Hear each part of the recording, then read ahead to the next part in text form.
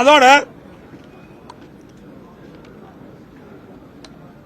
ஒரு நபர் கமிஷன் அமைக்கப்பட்டாங்க. அதோட கரூர் நடந்த சம்பவம் குறித்து விசாரணை மேற்கொள்வதற்காக அங்க இருக்கின்ற ஏடிசிபி ஒருத்தர் நியமிக்கிட்டாங்க. இப்படி 2 பேரும் பணி துவக்கிட்டாங்க. அப்படி ஒரு நபர் கமிஷன் அமைக்கப்பட்ட உடனே அவருக்கு தேவையான உதவியாளர் நியமிக்கல, அலுவலர் நியமிக்கல, அங்க இருக்கிற கம்ப்யூட்டர் மற்ற போக்கு வசதி எல்லாம் செய்து கொடுக்கணும், உட்கட்டமைப்பு வசதி எல்லாம் செய்யணும், எதுவுமே செய்யல. உடனே ஒரு நபர் கமிஷன் ஆணையத்தில் இருக்கின்றவர் உடனே மதியம் 1 மணிக்கு போனான்னு அரசு சொல்லுது. 1 மணிக்கு போய் அங்கு பாதிக்கப்பட்டவர் பார்க்கறாங்க. அப்ப பாதிக்கப்பட்டுகின்ற பொழுது அவரிடத்தில் விவரத்தை கேட்கறாங்க. அந்த விவரத்தை யார் பதிவு செஞ்சது? உதவியாளரே இல்ல, பதிவு செய்திருக்க நேர்முக உதவியாளரும் இல்ல. ஆக இதையெல்லாம் ஒரு டிராமாவா, ஒரு நாடகமாக இந்த அரசாங்கம் அரங்கேற்றியது. உண்மை சம்பவத்தை மறைப்பதற்காக இந்த அரசு எடுத்த நாடகம் தான் என்பது வெட்ட வெளிச்சமாகுது. அதோடு தலைமைச் செயலகத்தில் 3 துறை செயலாளர், பொறுப்பு டிஜிபி, சட்ட ஒழுங்கு ஏடிஜிபி, இவர்கள் ஒரு குழுவாக இருந்து பேட்டி கொடுக்கிறாங்க. என்ன இந்த அரசாங்கம் எதுக்கு பேட்டி கொடுக்க நியமிச்சிருக்கிறாங்க? அரசு போட்ட திட்டங்களை மக்களுக்கு எடுத்து சொல்வதற்கு தான் நியமிக்கப்பட்டது. ஆனா தமிழக வெற்றி கழக தலைவர் இதெல்லாம் பின்பற்றி இருந்தா இந்த விபத்து நடக்காதுன்னு சொல்றாங்க. இது எப்படி? ஒரு நபர் கமிஷன் அமைக்கப்பட்டு விட்டது. எந்த செய்தியாக இருந்தாலும் அந்த தகவலை அந்த ஒரு நபர் கமிஷன் தான் முறையிட வேண்டும்.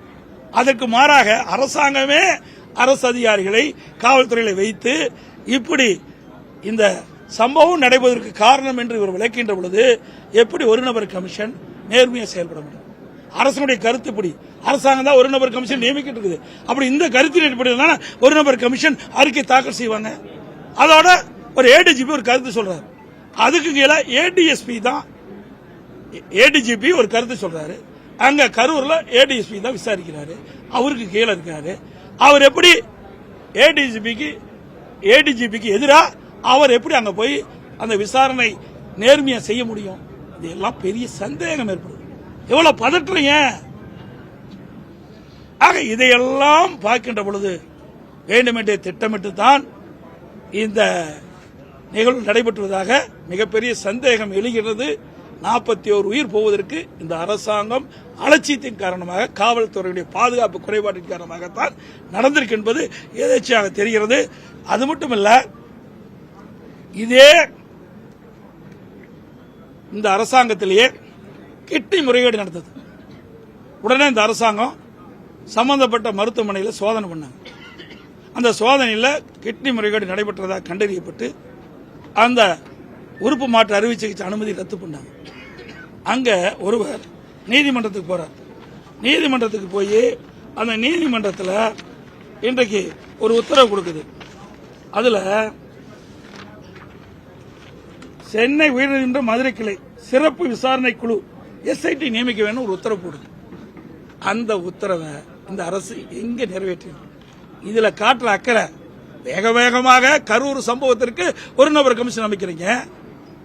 இதே கிட்னி முறைகேடு நடைபெற்றதாக இந்த அரசாங்கமே கண்டுபிடித்து அது நடந்தது உண்மை என்று இந்த அரசாங்கம் வெளிப்படுத்தி அங்க அதன் தொடர்பாக சென்னை உயர்நீதிமன்றம் மதுரை கிளையில் விசாரிக்கப்பட்டு அதுக்கு ஒரு விசாரணை குழு சிறப்பு விசாரணை குழு அமைக்கப்பட்டு எஸ்ஐடி நியமிக்கிறாங்க. அதுக்கு ஏன் இன்ன வரைக்கும் விசாரணை மேற்கொள்ளாங்களா? இல்லையே. அதை எதிர்த்து உச்சநீதிமன்றம் தான் போறாங்க. நீங்க பாத்தீங்கன்னா இந்த அரசாங்கம் வந்த பிறகு இன்றைக்கு சிபிஐ வழக்கு, அதாவது கள்ளக்குறிச்சியில் 68 பேர் கள்ளச்சாராயம் மருந்தி இறந்துட்டாங்க. அது உயர்நீதிமன்றம் சிபிஐ விசாரிக்க வேண்டும் சொன்னாங்க. ஏன்னா அதில் இருக்கிற காவலர்கள் தான், தமிழ்நாட்டு காவலர்கள் தான் சம்பந்தப்பட்டிருக்கிறாங்க. அதை சரியான முறையில் கண்காணித்து நடவடிக்கை எடுத்திருந்தா கிட்டத்தட்ட 68 பேர் காப்பாற்றிருக்கலாம். இன்றைக்கு உயர்நீதிமன்றம் சிபிஐ விசாரிக்கணும்னு சொன்னதை உடனே உச்சநீதிமன்றம் போறாங்க. அதே போல ஆம்ஸ்டாங் அது பல சந்தேகங்கள் எழுப்பிச்சு. அவருடைய உறவினர் சிபிஐ வேணும்னு கேட்டாங்க, உயர்நீதிமன்றம் சிபிஐ கொடுத்து உடனே இதுக்கு போறாங்க, எங்க உச்சநீதிமன்றம் போறாங்க. அதே போல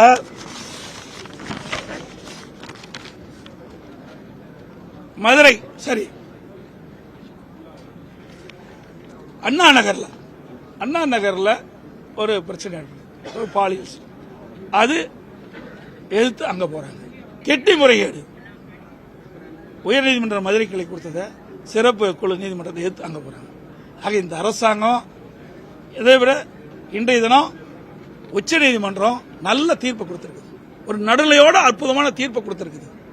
ஏன்னா மக்களுக்கிடையே சந்தேகத்தை போற்பது ஒரு நடுநிலையோடு இருக்கின்ற ஒரு ஏஜென்சி விசாரிக்க வேண்டும் என்ற அடிப்படையில் இன்றைக்கு உச்சநீதிமன்றம் சிபிஐ விசாரணைக்கு மேற்கொள்ள வேண்டும். அதை கண்காணிக்க ஓய்வு பெற்ற உச்சநீதிமன்ற நீதிபதி நியமிச்சிருக்கிறாங்க. அவர்களோடு ஐஜிக்கு இணையாக 2 காவல்துறை அதிகாரிகள் நியமிப்பதை அறிவிச்சிருக்காங்க. இது நல்ல வரவேற்பு. ஆக இந்த நிகழ்வை பொறுத்த வரைக்கும், கரூர் நிகழ்வை பொறுத்த வரைக்கும் அரசனுடைய அலட்சியம், அதோட எதிர்க்கட்சி என்ற முறையில் முழுமையான பாதுகாப்பு கொடுக்காத காரணம், அடுத்தது காவல்துறை முழுமையான பாதுகாப்பு கொடுக்காத காரணத்தினால 41 உயிர்கள் இழந்ததற்கு இந்த அரசு தான் பொறுப்பு.